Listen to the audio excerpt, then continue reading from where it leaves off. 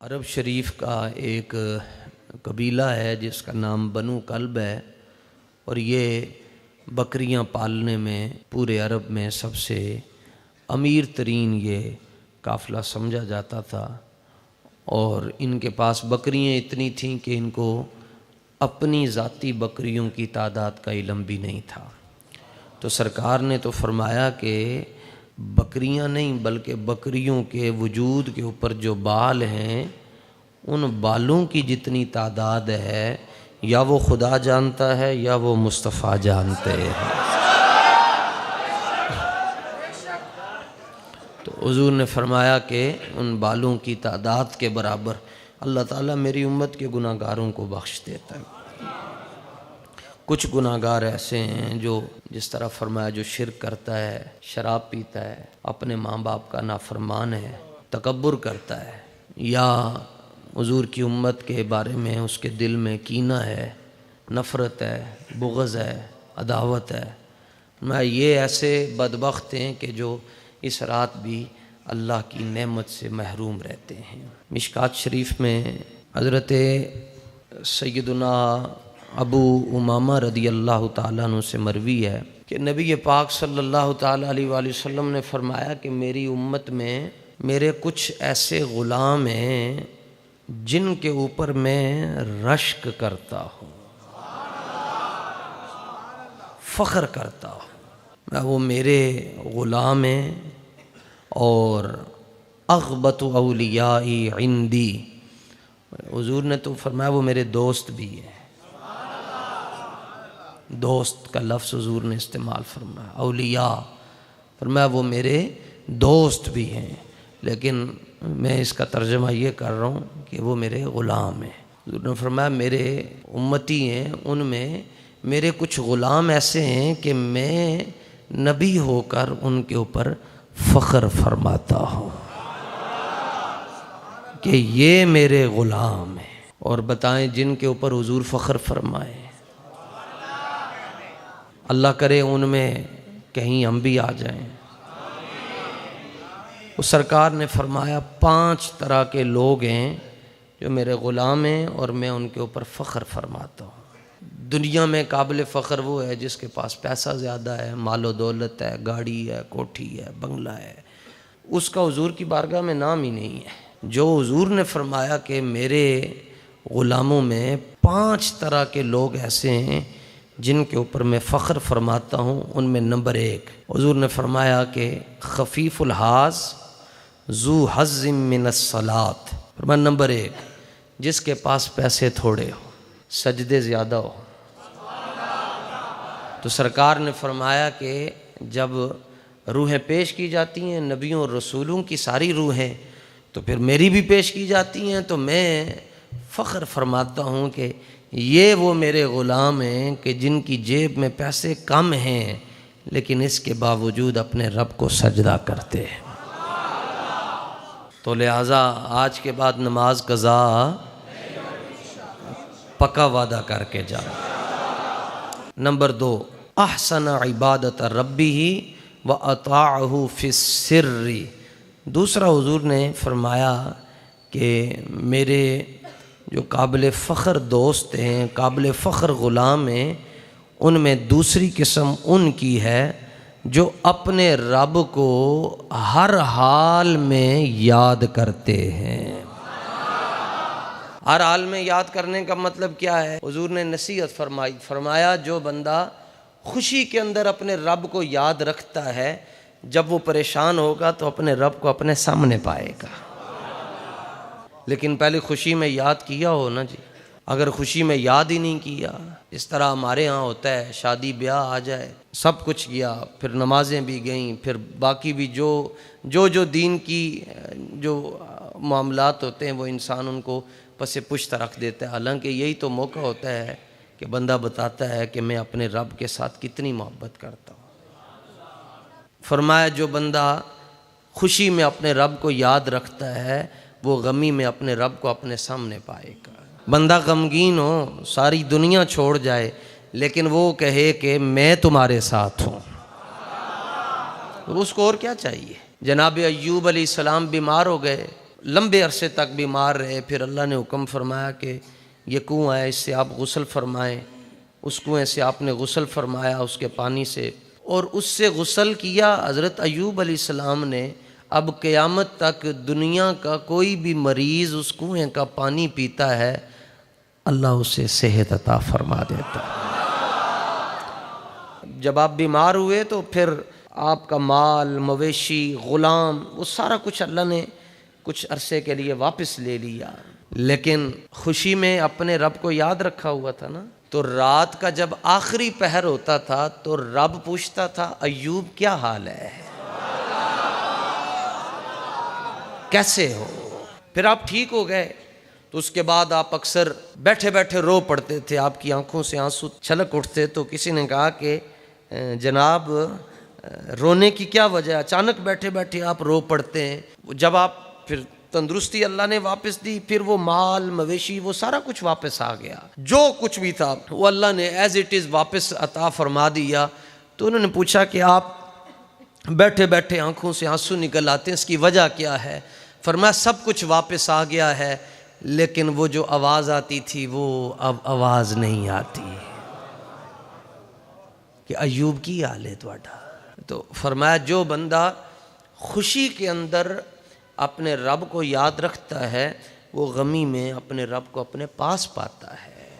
یہ حضور نے فرمایا کہ نمبر 1 جس کے پاس پیسے کم ہوں، نمازیں زیادہ ہوں، نمبر 2 جو اپنے رب کو ہر حال میں یاد رکھنے والا ہو، اور نمبر 3 وَكَانَ غَامِدًا فِي النَّاسِ لَا يُشَارُ إِلَيْهِ بِالْأَصَابِعِ۔ فرمایا تیسرے میرے جو قابل فخر دوست ہیں اور قابل فخر غلام ہیں وہ ہیں جن کو کوئی جانتا ہی نہ ہو، لا یشار الیہ بالاصابع، جن کی طرف انگلیوں کے ساتھ اشارے نہ کیے جاتے ہوں۔ اے ندی کیا بات ہے، اینجے اے اینجے اینجے، دنیا اس کو نہ جانتی ہو لیکن وہ خود جو ہے اپنے رب کو بھی جانتا ہو اور رب کے حبیب کو بھی جانتا ہو، وہ خود جانے گا نا۔ دنیا اس کو نہ جانتی ہو، دنیا کا چلا ملا گندا کلا جا رہا ہے، ایسا ہے تو ویسا ہے، تو ملنگ ہے تو فلاں ہے فلاں ہے فلاں ہے، دنیا میں اس کی قدر کوئی نہ ہو، لوگ اس کو جانتے بھی نہ ہو، لیکن اس بارگاہ میں اس کا بڑا رتبہ ہو۔ جنید بغدادی رحمۃ اللہ تعالیٰ علیہ سفر پہ تھے، کوئی ظہر یا عصر تھی، اس کا ٹائم آیا تو آپ نے دیکھا کہ ایک شخص جنگل سے لکڑیاں کاٹتا ہے اور ان لکڑیوں کو اپنی کمر کے اوپر رکھتا ہے اور شہر آ کر فروخت کرتا ہے۔ تو اس کے ساتھ جنگل میں ملاقات ہو گئی تو ساتھ نماز کا وقت آ گیا، تو آپ نے فرمایا کہ دل کردا ہے کہ اج نماز تیرے پیچھے پڑی ہے کیونکہ تینوں کوئی بھی نہیں جاندا۔ حقارت نال ویکھی نہ پھٹے کپڑے فقیراں دے، حقارت نال ویکھی نہ پھٹے کپڑے فقیراں دے، میں تکیا اے گدڑیاں وچ وی لال ہوندے نے۔ اس نے کبھی امامت کروائی نہیں تھی، لکڑیوں کے ذریعے فروخت کر کے تو اپنی زندگی کا نظام چلا رہا تھا۔ آپ نے فرمایا نہیں تیرے پیچھے ہی پڑھنی۔ انہوں نے کہا حضور اے تہاڈا ہی کام ہے۔ فرمایا نہیں میں تینوں کہہ رہا تیرے پیچھے پڑھنی۔ اقامت کہہ دی، اس کو آگے کر دیا۔ او شیر نے جوں نماز نیتی قیام کر کے تے رکوع گیا تے رکوع اٹھدے اٹھدے انہیں واہ ٹائم لا چھڈیا، تے پھر سجدے چ گیا تے پہلے سجدے چ بھی بڑا ٹائم، دوسرے چ بھی بڑا ٹائم، وہ 2 مشکل نال رکعتاں پوری ہوئیاں۔ تو آپ نے سلام پھیر کے اس کو پوچھا اتنی لمبی نماز پڑھائی ہے؟ رکوع میں جب جاتے تھے اٹھنے کا نام نہیں لیتے تھے، تو وہ چونکہ اس کو جانتا کوئی بھی نہیں تھا لیکن اس بارگاہ میں اس کا بڑا مقام تھا، اس نے کہا کہ میں آپ کو کہتا تھا نا میرے پیچھے نہ پڑھیں، لیکن آپ نے فرمایا کہ لمبی پڑھائی کیوں ہے؟ اس نے کہا اس لیے پڑھائی ہے کہ جب میں پہلی مرتبہ سبحان ربی العظیم کہتا ہوں، جب تک میری تسبیح کا جواب رب مجھے نہیں دیتا میں دوسری مرتبہ تسبیح پڑھتا ہی نہیں ہوں۔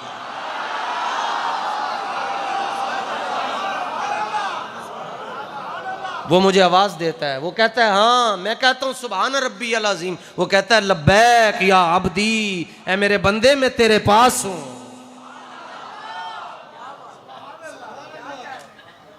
تو حضور نے فرمایا کہ میرے قابل رشک جو غلام ہیں جن کے پاس پیسے تھوڑے ہوں، نمازیں زیادہ ہوں، اور نمبر 2 جو اپنے رب کی عبادت ہر حال میں کرنے والے ہوں، نمبر 3 ان کو جانتا کوئی نہ ہو، نمبر 4 چھوڑ دیں پریشانی، یہ آپ کے لیے ہمارے لیے جملہ آ رہا ہے۔ حضور نے فرمایا وَكَانَ رِزْقُهُ كَفَافًا، اس کے پاس پیسے بھی پورے نہ ہوں، اپنی زندگی گزارنے کے لیے اس کے پاس پیسے بھی، بس صبح کھا لیا تے دن دا پتہ نہیں آنا ہے یا نہیں آنا، تیاڑی کھا لی تے شام دا کوئی پتہ نہیں۔ حضور نے فرمایا اس کے پاس وَكَانَ رِزْقُهُ كَفَافًا، اس کے پاس روزی بھی بقدر کفایت ہو، بس اتنی ہو جس کے ساتھ آج کا گزارا چل جائے، کہ آج اس کا گزارا چل رہا ہے۔ یہی پریشانیاں ہمیں لگی ہوئی ہیں جی، کیا بنے گا کیا بنے گا کیا بنے گا۔ تو موسیٰ علیہ الصلوۃ والتسلیم جب تشریف لے کر جانے لگے نا کوہ طور پر، یا سفر پر جلوہ گر ہونے لگے، سورہ طٰہٰ کا پہلا رکوع ہے، قال لأہلہم کثوا انی آنست نارا، آپ نے گھر والوں کو کہا تم یہاں ٹھہرو، لیکن جب جانے لگے خیال آیا جین گے کیویں، پتہ نہیں مینوں واپسی کتنا ٹائم لگ جائے۔ ابھی یہ خیال آیا تھا تو فوراً اللہ نے وحی فرمائی، فرمایا موسیٰ یہ پتھر ہے، اس کے اوپر ڈنڈا مارو۔ آپ نے پتھر کے اوپر ڈنڈا مارا، پتھر پھٹا اور پتھر کے اندر سے ایک پتھر نکلا۔ فرمایا اے دے اتے بھی مارو، پھر ماریا، پھر پتھر نکلیا، فرمایا اے دے اتے مارو، پھر تیسرا پتھر نکلیا تے وچ ایک کیڑا سی تے او دے منہ دے اندر سبز رنگ دا پتا سی، نال پتا کھا رہا سی تے نال کہہ رہا سی سونیاں ساریاں حمداں تیرے واسطے کہ تو مینوں ایتھے بھی روٹی پہنچا رہا ہے۔ تو اللہ تعالیٰ نے فرمایا موسیٰ میں اس کو روزی دے رہا ہوں تو آپ کے ساتھ جس کی نسبت ہو جائے کیا میں اس کو بھوکا رکھوں گا؟ تو یہ ختم کر دیں یہ پریشانی کہ کیا پاکستان اس لیے بنا تھا کہ ہم نے اچھے کاروبار کرنے؟ پاکستان اس لیے بنا تھا کہ یہاں ٹریڈنگ کا کام ہوگا؟ نہیں، پاکستان ان کاموں کے لیے تو معرض وجود میں نہیں آیا تھا۔ پاکستان تو اس لیے بنایا تھا کہ ہم نے یہاں پر حضور کے دین کو تخت پر لے کر آنا ہے۔ تو آپ کو کیا پریشانی ہے روٹی کی؟ صدیق اکبر رضی اللہ تعالیٰ عنہ تاجر، خود خلیفہ وقت ہیں، لیکن آپ نے ایک بڑا تاریخی جملہ فرمایا جب سے میں اللہ کے کاموں میں لگ گیا ہوں اللہ میرے کاموں میں لگ گیا ہوا ہے۔ پھر نبی پاک صلی اللہ تعالیٰ علیہ وآلہ وسلم نے فرمایا یہ 4 باتیں بیان کیجی، فرمایا کہ نمازیں اور ہر حال میں اپنے رب کی عبادت کرنے والا، اور نمبر 3 اس کو لوگ جانتے بھی نہ ہوں، اور نمبر 4 رزق بھی بقدر کفایت۔ اور یہ 4 باتیں حضور نے فرمائیں، اور 4 باتیں فرمانے کے بعد سرکار نے چٹکی بجائی۔ کسی کا اشارہ حضور کے اشارے جیسا، کسی کا انگوٹھا حضور کے مبارک انگوٹھے جیسا، حضور کی تو ہر شان ہی وراء الورا ہے۔ حضور تو بے مثل و بے مثال ہیں، مکھ چند بدر متھے چمک دی، کالی زلف تے اکھ مخمور اکھیاں ہن، مدبریاں سبحان اللہ ما احسنہ کا ما، کتھے مہر علی گستاخ اکھیاں۔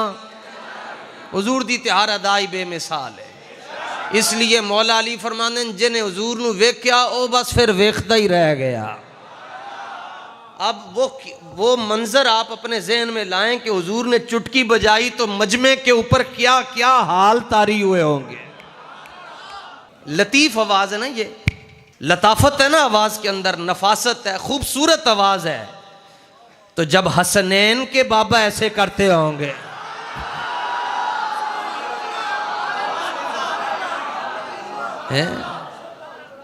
جب آمنہ کے لال نے ایسا کیا ہوگا، تو وہ صحابہ جن کے پاس پیسے نہیں ہیں، جن کے پاس مال و دولت تھوڑا ہے، تو وہ دیکھ رہے ہوں گے کہ باتیں تو ان کی ہو رہی ہیں، اب آخری کیا بات ہونے والی؟ حضور نے فرمایا 5 ہیں، تو 4 تو ذکر ہو گئے، پھر حضور نے چٹکی بجائی، اور پھر چٹکی بجا کر ارشاد فرمایا ثم نقد بیدہ فقال عجلت منیتہ قلت بواکیہ، فرمایا 5واں وہ میرا قابل فخر دوست ہے جس کو موت ایسے آ جائے، ایسے موت آ جائے۔ حضور نے فرمایا وہ میرے قابل فخر دوستوں میں ہے جس کو موت کیسے آ جائے، ایسے کر کے موت آ جائے کہ 17 کو فیض آباد کے اندر حضور کی ختم نبوت پر پہرا دے کر لاہور آئے، 2 دنوں کے بعد ایسے کر کے موت آ جائے۔ اور وہ کہے کہ جب روح میری پیراہن خاکی سے نکلی تو روزے سے آواز آئی، او دیکھو میرا فقیر آ گیا، فقیر آ گیا ایسا۔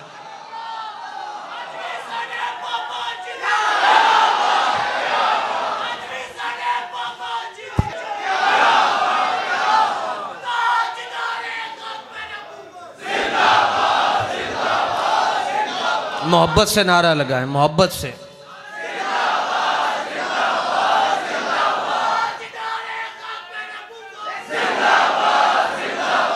زندہ آباد۔ دیکھیں نا،